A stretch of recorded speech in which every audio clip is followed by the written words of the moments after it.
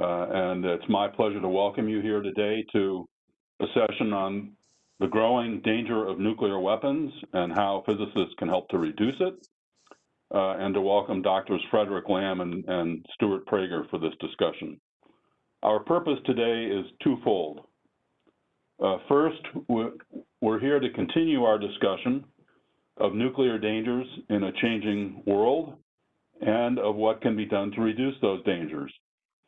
As I argued in last week's session with Tom Colina, there's a widespread perception that nuclear dangers have increased and are continuing to increase, along with a widespread sense of urgency about bold new action to mitigate those risks.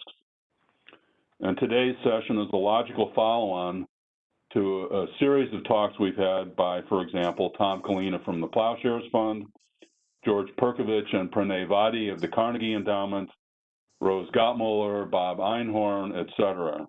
We're seeking, all of us, to explore the realm of the possible in reducing nuclear risk and danger. This is also a logical follow-on to a workshop we convened last year and a publication we produced that included contributions by experts from Russia, China, and the United States on what the three can do to reduce nuclear dangers, even in a period of intense geopolitical rivalry among them. Now, for this first purpose of continuing a conversation about nuclear dangers, one of our speakers today, Dr. Lamb, will set out an assessment of those dangers and of a policy agenda for threat reduction. Our second purpose is to introduce the laboratory community to the process that generated this assessment and this policy agenda. And towards that end, Dr. Prager will follow Dr. Lamb with some brief remarks. Both are speaking here today in their capacity as members of the Physicists Coalition for Nuclear Threat Reduction. This is a coalition that's sponsored by the American Physical Society. Dr. Frederick Lamb joins us from the University of Illinois, where he is Brand and Monica Fortner Chair of Theoretical Astrophysics, Emeritus, and a core faculty member of the university's Arms Control and Domestic and International Security Program. He's an expert on space policy, ballistic missiles and missile defense, and the technical aspects of nuclear test bans. And in this capacity, he's lent his expertise to the national laboratories, the Department of Defense, and various congressional committees. Dr. Lamb is also a member of the American Academy of Arts and Sciences and a fellow of the APS, and shared the Leo Szilard Award of the APS for his leadership of its 2003 study of boost phase missile defense. Dr. Stuart Prager joins us from Princeton University, where he is a professor of astrophysical sciences and an affiliate of the program on science and global security. An expert on plasma physics and fusion energy, he served previously as director of the Madison Symmetric Torus Experiment, while a professor at the University of Wisconsin and the Center for Magnetic Self-Organization in Laboratory and Astrophysical Plasmas.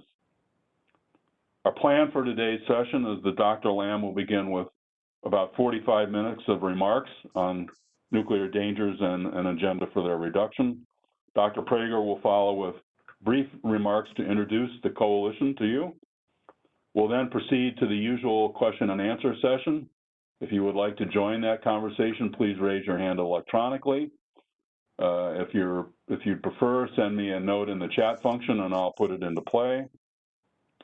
We'll close the substantive discussion at the 90-minute mark, but we've added an additional 30 minutes or so for anyone who wishes to learn more about the work of the coalition and how to join and participate and support that work.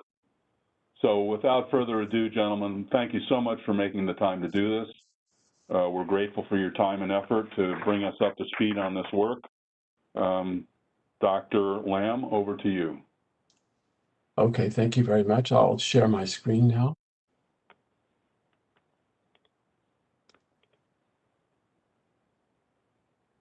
Can you see my full screen of the opening slide? Yes, indeed. Okay, great. Well, good morning, And thank you, Brad, for such a kind and generous introduction. I'm delighted to have this opportunity to talk to all of you about this important topic today. So, as he mentioned, this colloquium is part of an effort by a coalition of physicists who seek to engage and inform students and colleagues about what we perceive as the growing danger of nuclear weapons, and then work together to reduce that danger. And as he mentioned, this effort is being sponsored by the American Physical Society. And I'll just say again on my behalf, although I'm here on behalf of the colloquium, the views I express here are my own, not those of the coalition or the APS unless I note otherwise. So I thought I'd like to begin by telling you why I'm here today talking about nuclear weapons. I loved science from very early childhood, and I hoped that I could have a career that would allow me to explore problems in physics and astronomy. And I've been very fortunate that I've been able to do that. But something happened in 1961 when I was 15 years old that changed my orientation. That year, the newly elected President Kennedy met with Khrushchev in Vienna to discuss the Cold War, and things did not go well. President Kennedy returned to the United States and gave an address to the nation in which he said that he thought the probability of nuclear war with the Soviet Union was very high. And he asked every American family to construct a nuclear bomb shelter in their basement or their backyard to deal with this threat. I got into this when my parents called me in and said, "Fred, we don't know what to think. We don't understand this. We don't know any physics. We don't really know what he's talking about. But you know a lot of physics. Could you look into this and tell us what you think we should do?" So I said I'd try. So I spent the next 3 nights after school in the public library looking at authoritative sources on the effects of a nuclear explosion and what was expected to be the effects of a nuclear war. And I found that a single small nuclear weapon can destroy a city. 125,000 more people died at Hiroshima from radiation burns, blast, debris, the firestone, and radiation-induced cancers. I found that a nuclear weapon is the only weapon that can destroy a major city and kill hundreds of thousands or even millions of people in an instant. I found that nuclear weapons are the only weapons that could destroy a nation as a functioning society. And I found to my dismay that nothing really can be done ahead of time or afterward to significantly reduce the death and destruction caused by a nuclear explosion. And I found it could be much worse. I learned that estimates of the effect of a 5 megaton airburst over New York City would be over 3 million immediate fatalities and serious injuries to almost 5 million more. And that included only the blast and thermal radiation, no fires or radioactivity.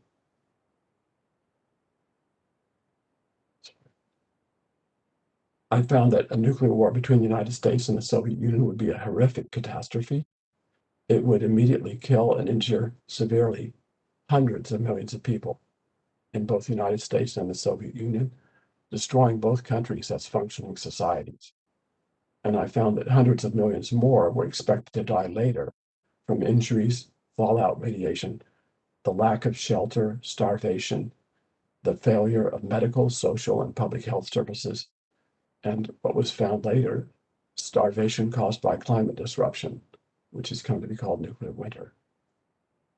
So at the end of the last evening, and I didn't sleep very well those nights, I closed my book and I said, "That's it, I've seen enough."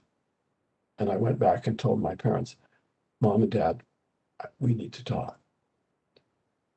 And so we sat down and I explained to them what I'd found. And then I said, if we have any money or any time or any energy that we would have spent building a bomb shelter, we should spend it preventing this from ever happening. And from that moment on, I paid attention to this problem. In 1980, I co-founded the Illinois Alliance to Prevent Nuclear War. In 1981, I created a regular physics course at the University of Illinois titled Nuclear Weapons, Nuclear War, and Arms Control, which is taught every year and continues to be taught there. And since then, I've also been providing advice to the government, to non-governmental organizations, and to activist organizations. So this is what brought me here today, to speak on behalf of the Physicists Coalition for Nuclear Threat Reduction. Why was this coalition formed?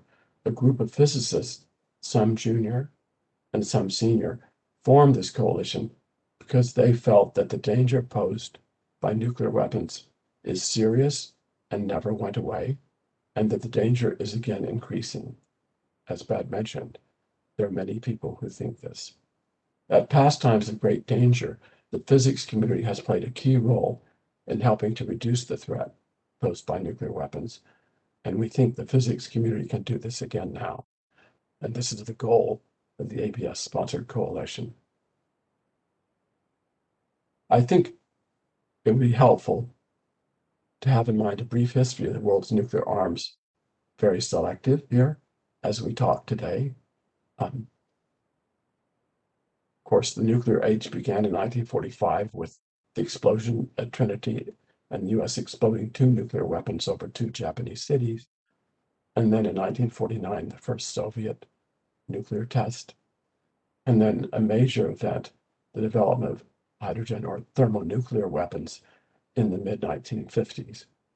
And an event which had a very big effect on public perception and the reality was the Castle Bravo test, which had a yield of 15 million tons of TNT, so 1,000 times more powerful than the bombs on Hiroshima and Nagasaki.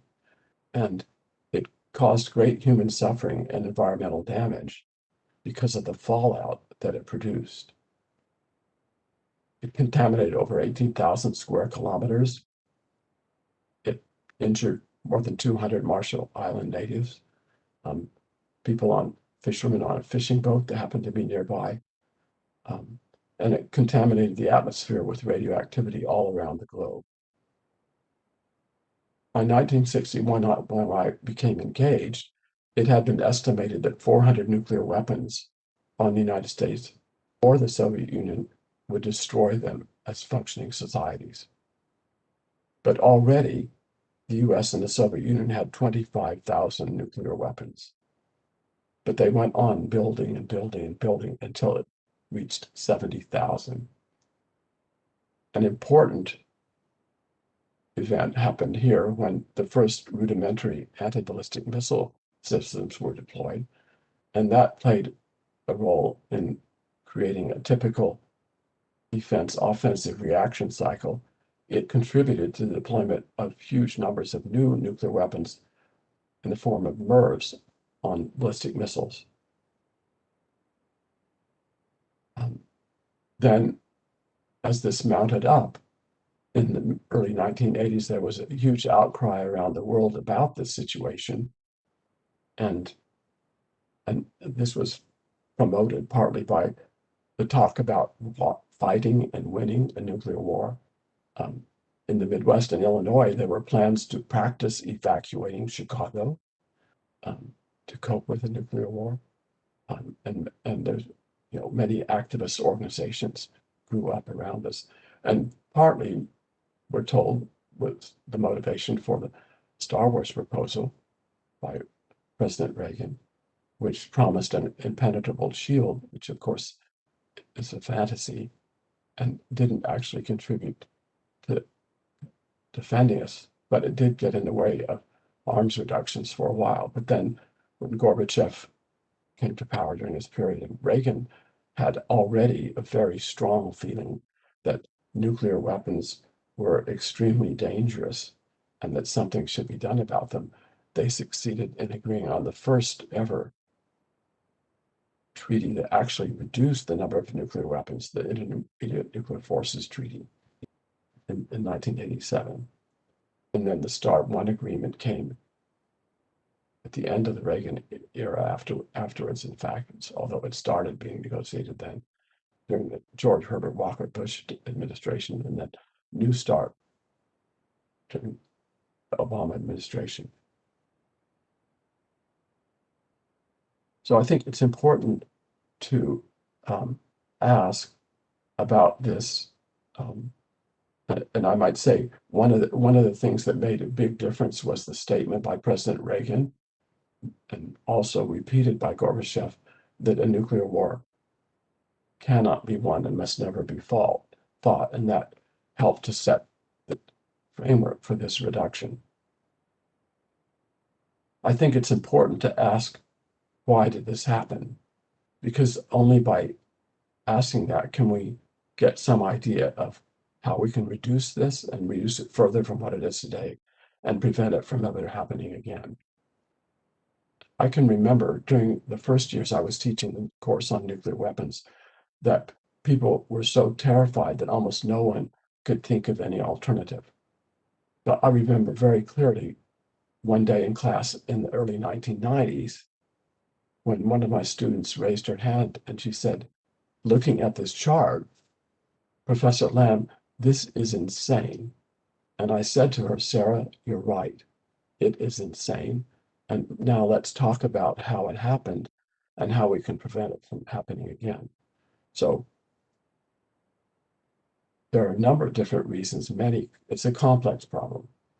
But I think certainly fear of each other, the uncertainty which the adversaries had about what each other were doing, the competitive aspect, the perceived political advantage of deploying nuclear weapons. Historically, it's always been advantageous politically to build up nuclear weapons, rarely to reduce them. And also the development of new technologies. For example, the development of MIRVs. Technology was very difficult to resist. And then a huge military nuclear industrial complex, which gains a great deal of resources and money in having this activity continue. So I think all of those played a role. Looking at a chart like this, it's kind of hard to grasp what these numbers mean. So I have a different way of trying to grasp that, which is auditory. So I'm going to talk about this number here, which is the number that is in the stockpiles plus retired, but not dismantled. And I'm going to play a recording that my colleague, Jeffrey Lewis at the Monterey Institute for Nonproliferation, made available to me. And it goes something like this. In the 1980s, there was this popular way of explaining just how much destructive potential exists in the world's nuclear arsenals. It goes like this. I have a bucket and a BB. This BB is the bomb that destroyed Hiroshima. This is the bomb that destroyed Nagasaki. Here's a typical American nuclear weapon today. And here's the explosive power of every nuclear weapon in the world.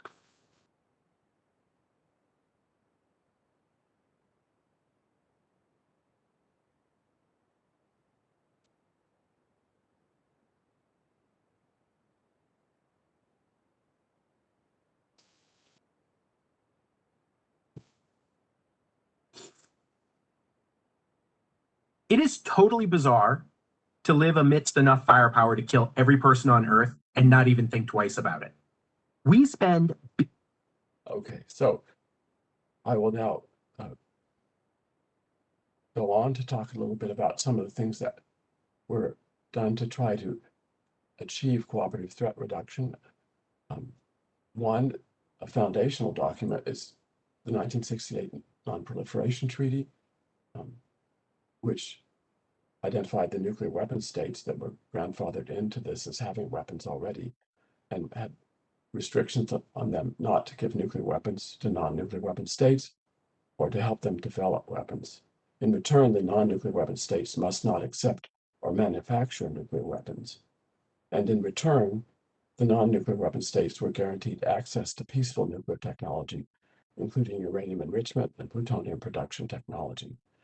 So this has been, I think, an important factor in reducing the number of new nuclear weapon states that we've had. It's a complicated, difficult problem. But in return, the nuclear weapon states promised to cease the nuclear arms race and give up their nuclear weapons. But most non-nuclear weapon signatories view the nuclear weapon states as not having lived up to their NPT obligations. Not only have they not given up their nuclear weapons, they are continuing to compete in developing and deploying new nuclear weapon systems. In fact, at this moment, today, every nuclear armed state is developing or deploying new nuclear weapon systems or has announced its intention to do so. In addition, the willingness of nuclear armed states to disclose information about their nuclear arsenals has decreased dramatically. And so many of us think that this poses a threat and a danger to the world. Currently, I'm sure almost all of you know that there are 9 nations that have a total of 13,000 nuclear weapons. And this chart shows them, and that shows the number that are deployed, and these are in the inventory, but scheduled to be disassembled. But the thing that's striking about this, of course, is what a huge number today Russia and the US have compared to all the other countries. These are the ones that were categorized as nuclear weapon states by the NPT. These are the non-nuclear weapon states that never signed the NPT, and they developed nuclear weapons, Israel first, and then India, Pakistan, and finally North Korea. I also point out that the New START ceiling here of 1550 warheads is actually higher than what the strategic warheads that are deployed currently by either Russia or the United States. Right now, the US has, and the United States and Russia together, about 2,000 nuclear weapons on high alert. In submarines and bombers, on ICBMs.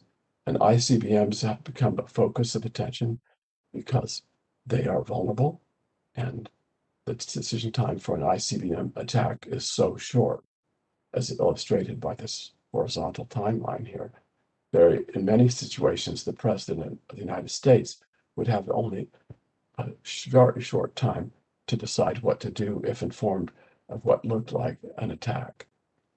The decision times could actually be much less. Russia and US submarine launched ballistic missiles launched on depressed trajectories could strike Washington or Moscow in 10 minutes.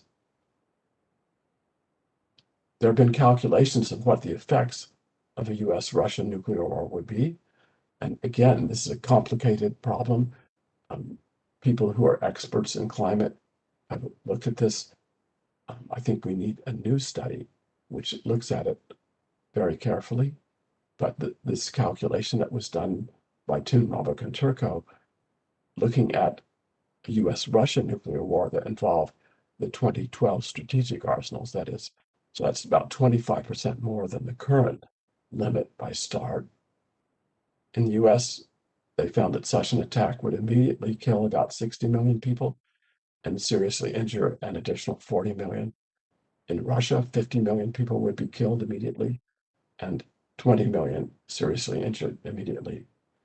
But many tens of millions more would die later from the effects of injuries, fallout radiation, lack of shelter, starvation, failure of medical, social, and public health services, and climate disruption.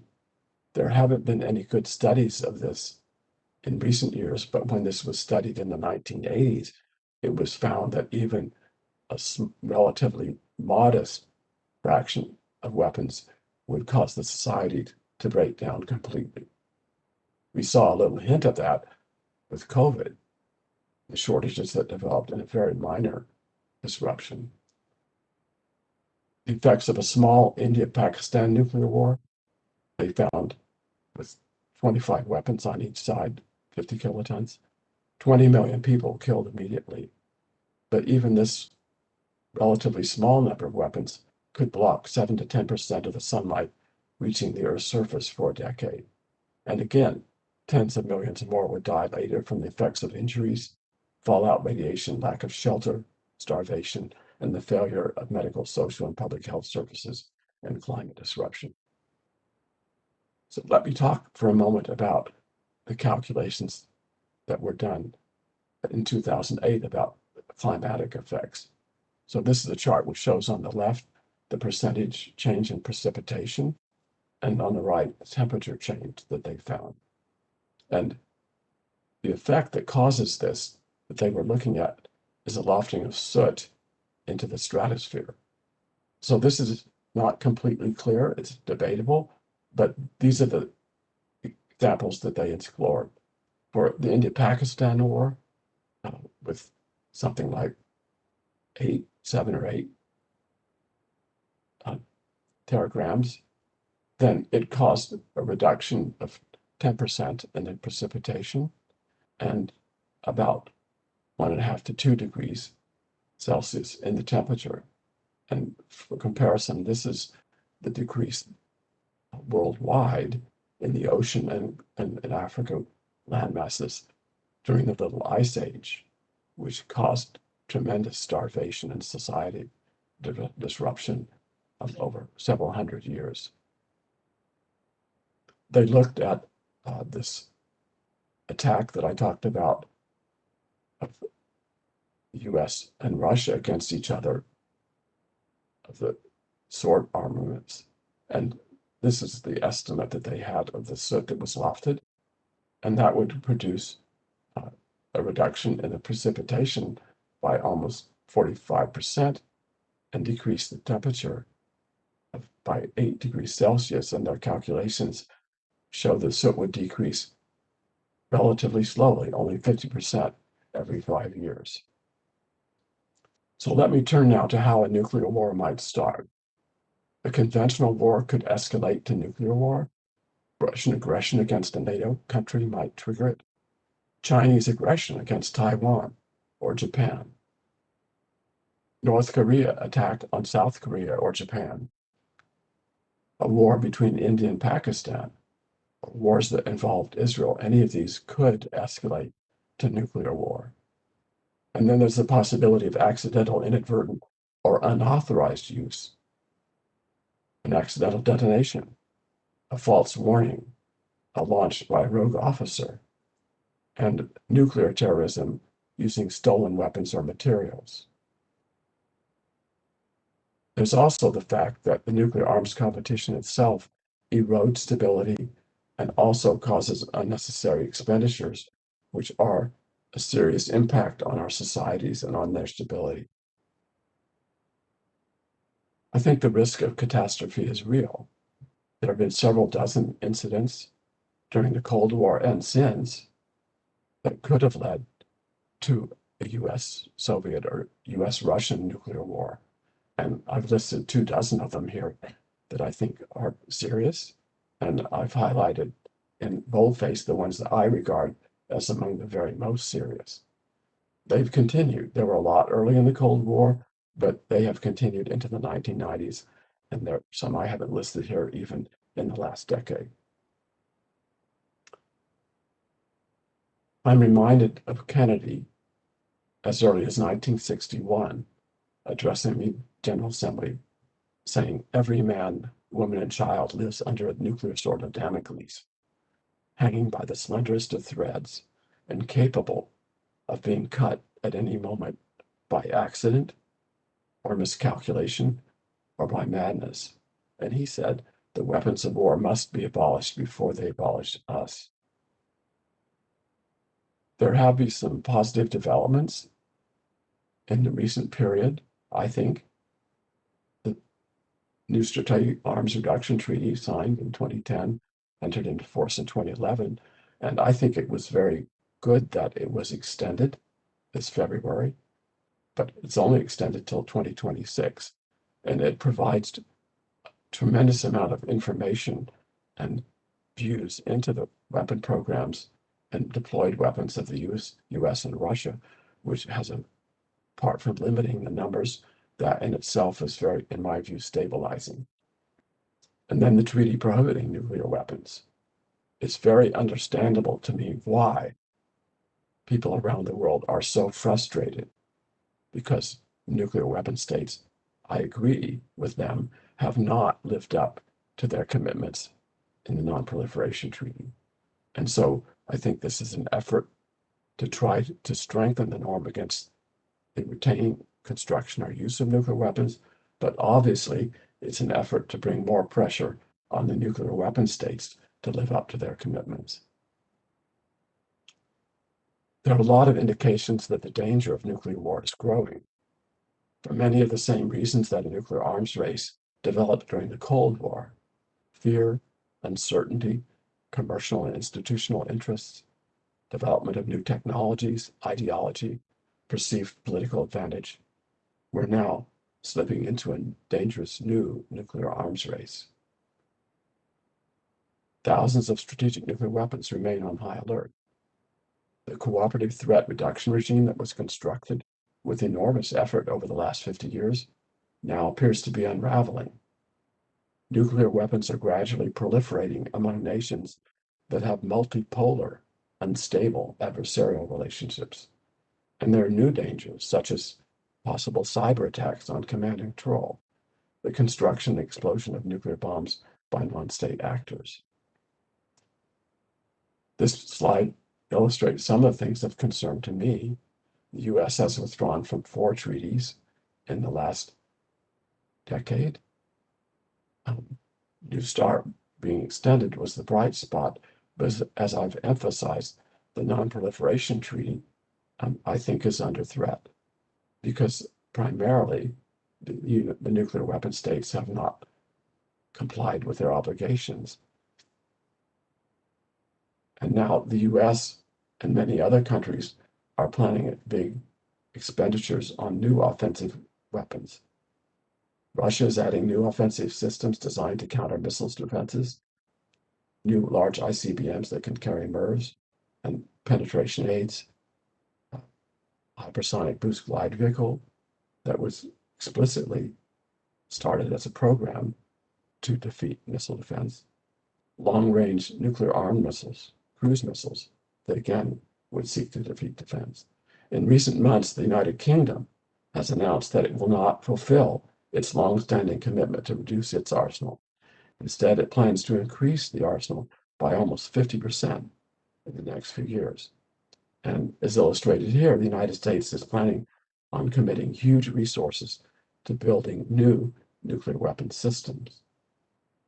Congressional Budget Office estimates that on nuclear weapon systems, the U.S. will spend $50 billion a year and $1.2 trillion over the next 30 years. One of the aspects, besides the resources that this consumes and the dangers that it creates, is that these systems, if built, will lock us into the current situation and current dangers for another 60 years at least. So that's the whole time that the nuclear arms race has been going on, and we're about to do something which will guarantee that it continues for twice as long at least. Do we really want to do this?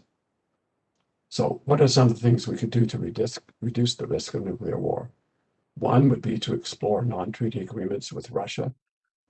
I mention non-treaty agreements because the US Constitution and the current political environment make any kinds of treaties essentially impossible.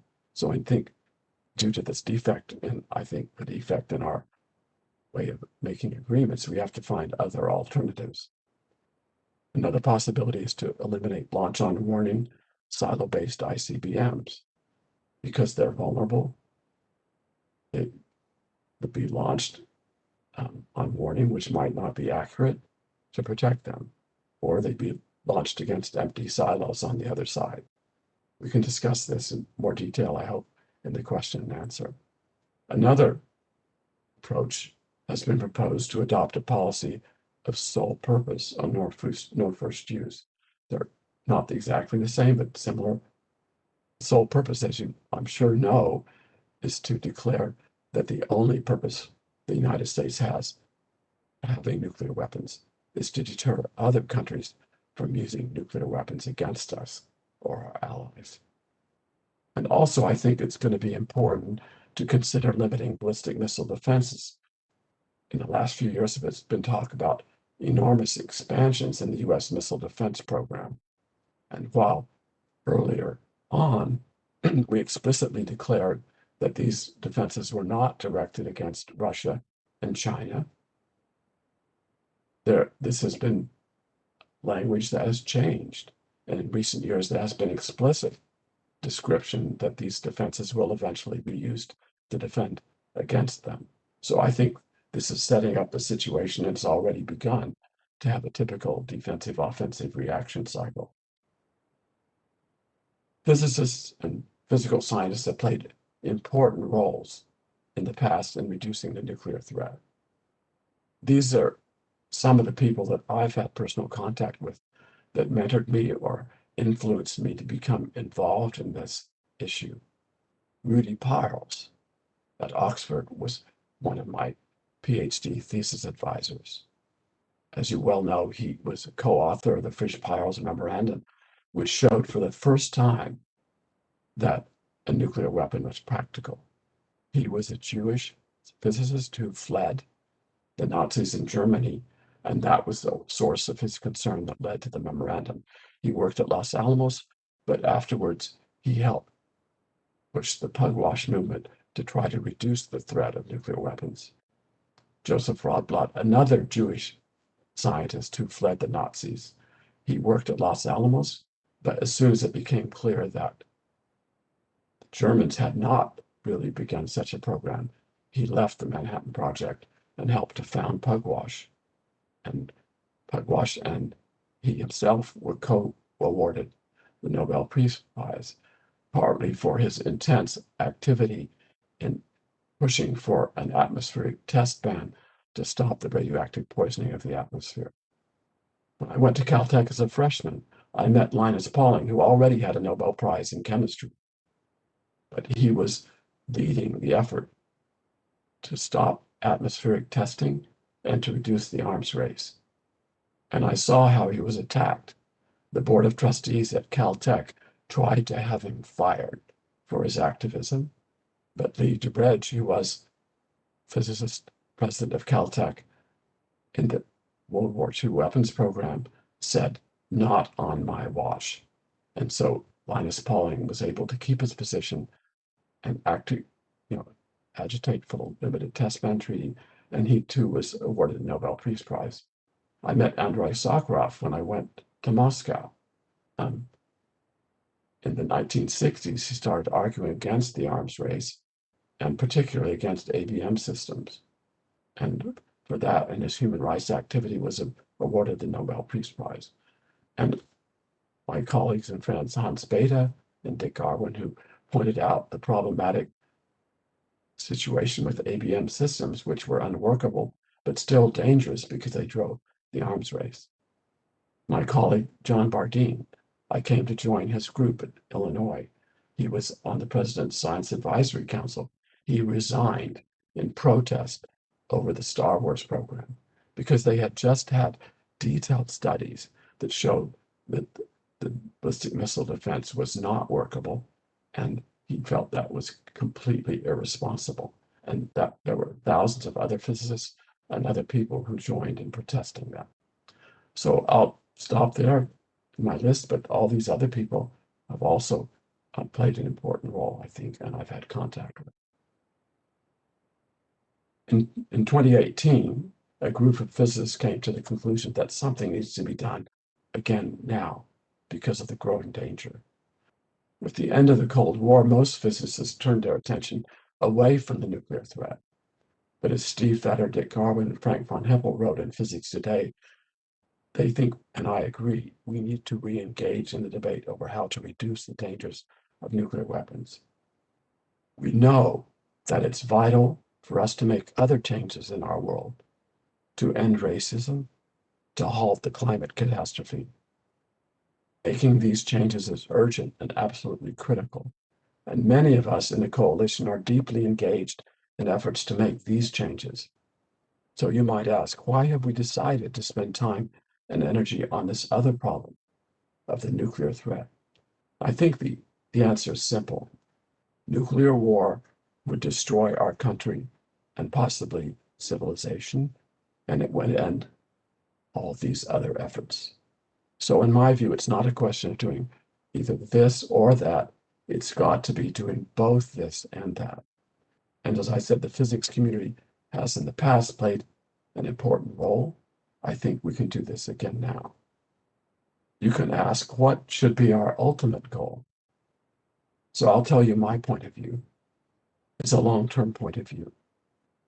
If there are nuclear weapons, they will eventually be exploded, no matter how low the probability.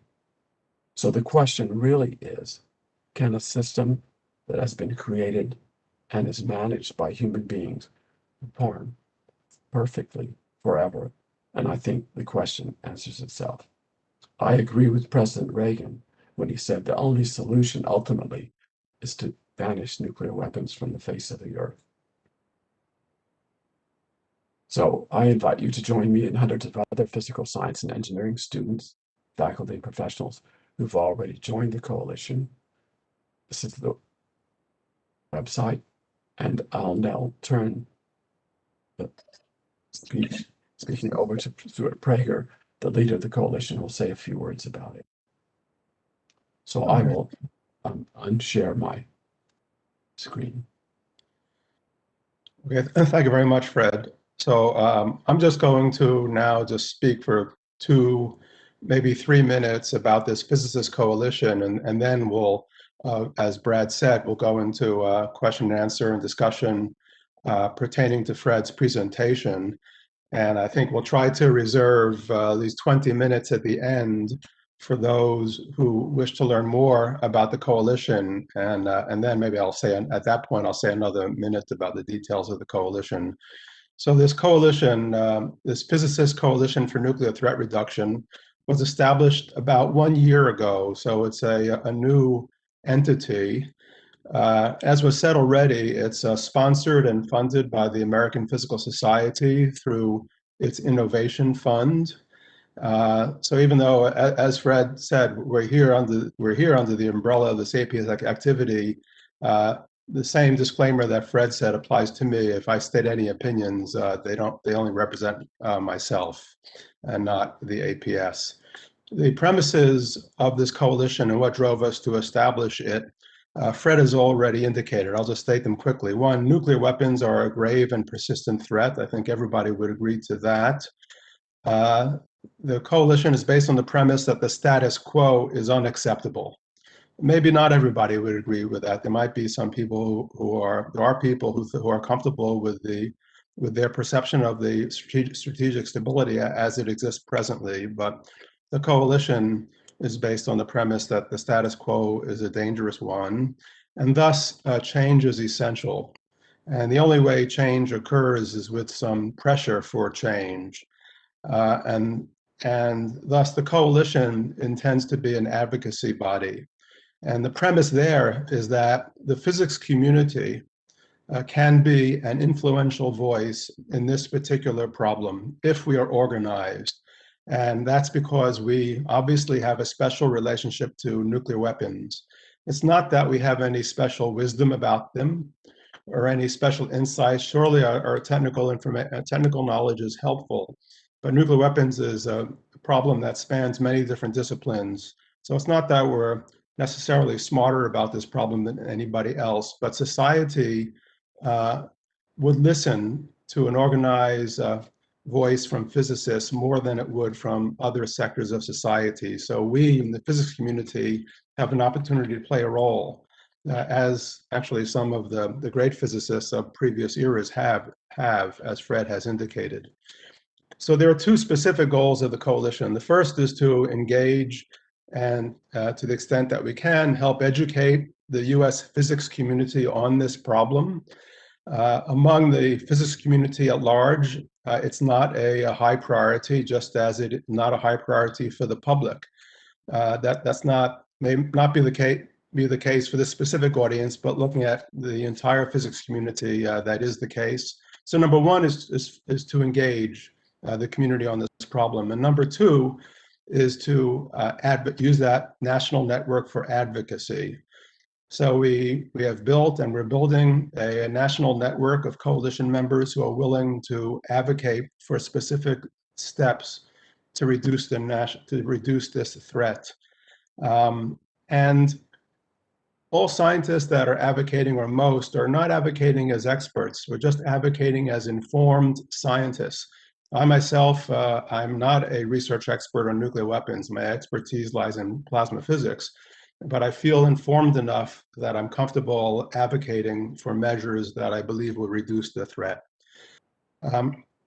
The coalition is partnered with the APS Office of Government Affairs. So all the advocacy we do, for example, the advocacy to Congress, is coordinated and led through the Office of Government Affairs. So it's done with that professional arm, which helps make us effective. The advocacy is well underway.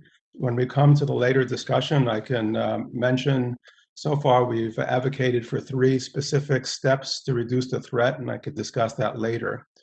So we view that the coalition is an opportunity for all physicists or all APS members to have a voice in this problem if they wish to.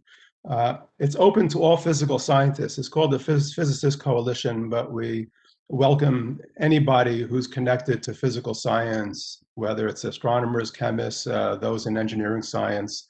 We don't mean to be exclusive in that topical sense. Everybody who joins the coalition joins as individuals, obviously. When I join, I'm not representing Princeton University, and when I advocate, I'm only representing myself through the coalition. I would invite you to check out our website. Fred mentioned it, but I'm going to drop it into the chat. If you can join the coalition through the website. I'll also drop in a link where you can directly join the coalition. So I'm going to pause here, and I'll add a few more details of what the coalition has been doing and how it works when we come to that discussion at the end of this total session. So with that, I'm going to stop for now and turn it back over to Brad.